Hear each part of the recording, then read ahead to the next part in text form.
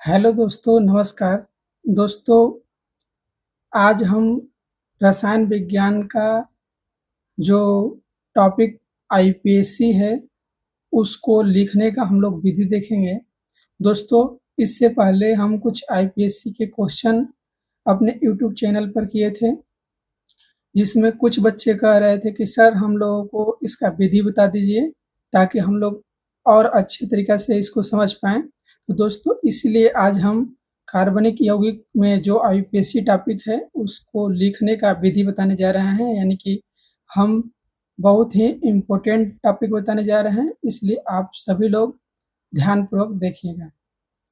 आइए दोस्तों, सबसे पहले हम लोग ये आईपीएससी का फुल फॉर्म देख लेते हैं। दोस्तों, आईपीएससी का फुल फॉर्म होता है इंटरनेशनल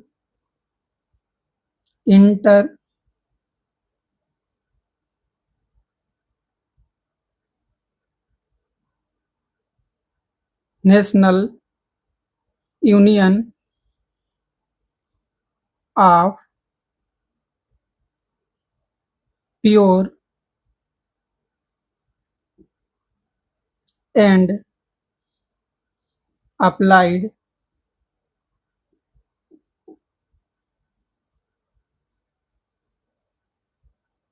केमिस्ट्री।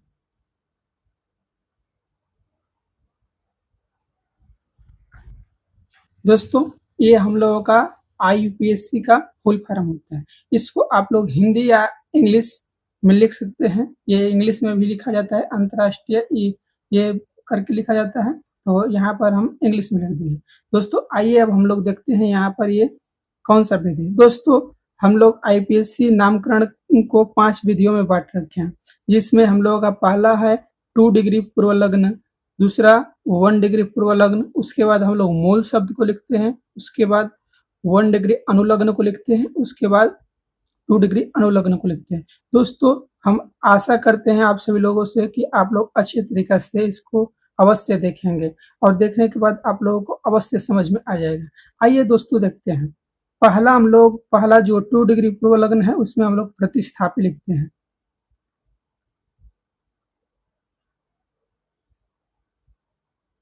दोस्तों, अगर हम लोगों का प्रतिस्थापी के रूप में अगर हम लोगों का F आ जाता है, तो F इसको हम लोग फ्लोरो लिखते हैं। अगर हम लोगों का प्रतिस्थापी में Cl आ जाता है, तो हम लोग क्लोरो शब्द का प्रयोग करते हैं। अगर हम लोगों का प्रतिस्थापी के रूप में Br आ जाता है, तो हम लोग ब्रोमो शब्द का प्रयोग करते हैं। अगर हम लोगों का I आ जाता है, तो हम लोग आइडो शब्द का प्रयोग करते हैं। अगर हम लोगों के प्रतिस्थापी के रूप में CH3 आ जाता है, तो हम लोग मेथिल शब्द का प्रयोग करते हैं। अगर ये हम लोगों का C2H5 आ जाता है दोस्तों, प्रतिस्थापी के रूप में C2H5 आ जाता है, तो हम लोग एथिल शब्द का प्रयोग करते हैं।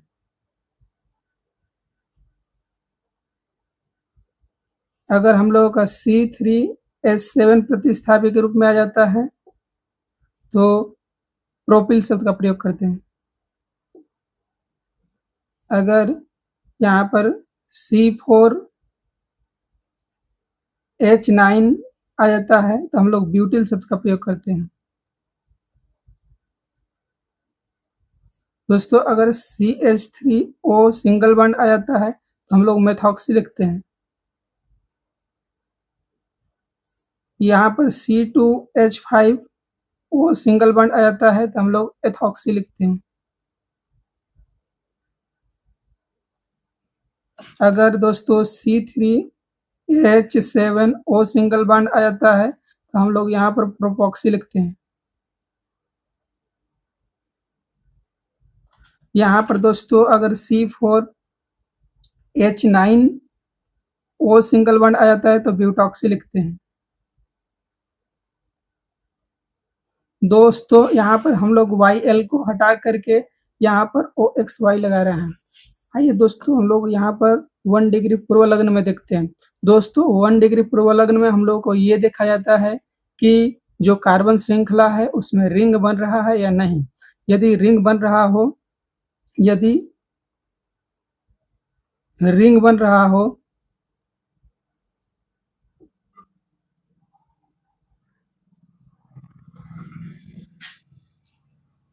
तो साइक्लो शब्द का प्रयोग करते हैं।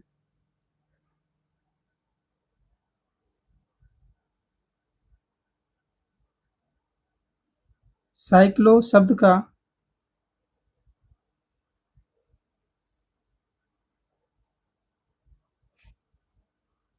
प्रयोग करते हैं। दोस्तों इसके बाद हम लोग मूल शब्द पर चलते हैं। दोस्तों अगर मूल शब्द जैसे एक कार्बन का चयन है तो हम लोग उसको एक कार्बन होने पर मेथ लिखते हैं।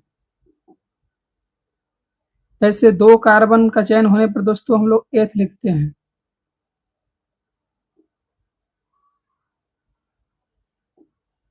3 कार्बन का चयन होने पर प्रोप लिखते हैं। 4 कार्बन का श्रृंखला होने पर दोस्तों चयन होने पर हम लोग ब्यूट लिखते हैं। 5 कार्बन का हम लोग पेंट लिखते हैं, पेंट शब्द का प्रयोग करते हैं। 6 कार्बन का श्रृंखला होने पर हम लोग हेक्स शब्द का प्रयोग करते हैं। 7 कार्बन का श्रृंखला होने पर दोस्तों 7 कार्बन का श्रृंखला होने पर हेप्ट लिखते हैं। 8 कार्बन का श्रृंखला होने पर ऑक्ट शब्द का प्रयोग करते हैं। 9 कार्बन का श्रृंखला होने पर हम लोग नॉन शब्द का प्रयोग करते हैं और 10 कार्बन का दोस्तों श्रृंखला होने पर हम लोग डेक शब्द का प्रयोग करते हैं। दोस्तों ये और भी होता है, और भी आप लोग लिख सकते हैं, जैसे 11 कार्बन का श्रृंखला होने पर हम लोग वन डेक का प्रयोग करते हैं। तो दोस्तों ऐसे लिखा जा सकता है। आइए दोस्तों हम लोग आगे देखते हैं। अगर हम लोगों का यहाँ पर 1 डिग्री अनुलग्न आता है तब हम लोग क्या करेंगे। दोस्तों 1 डिग्री अनुलग्न में ये देखा जाता है कि कार्बन और कार्बन के बीच, जैसे कार्बन और कार्बन के बीच एकल बंध है तो इसके लिए हम लोग एन शब्द का प्रयोग करते हैं। अगर कार्बन और कार्बन के बीच दोस्तों हम लोगों का डबल बॉन्ड है तो हम लोग इन शब्द का प्रयोग करते हैं। कार्बन और कार्बन के बीच में दोस्तों अगर ट्रिपल बॉन्ड आया है तो हम लोग आइन शब्द का प्रयोग करते हैं।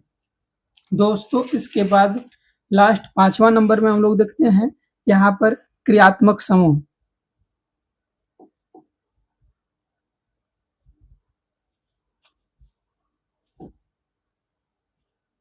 दोस्तों अगर क्रियात्मक समूह के रूप में हम लोगों का OH आ जाता है यानी एल्कोहल आ जाता है तो हम लोग इसके लिए OL का प्रयोग करते हैं। दोस्तों अगर हम लोगों का क्रियात्मक समूह के रूप में एल्डिहाइड आ जाता है, जैसे हम लोग CHO आ जाता है तो हम लोग AL का प्रयोग करेंगे। दोस्तों अगर हम लोगों का कीटोन आ जाता है दोस्तों तो इसके लिए हम लोग ऑन शब्द का प्रयोग करेंगे। जैसे दोस्तों हम लोगों का यहाँ पर कार्बोक्सिलिक आ जाता है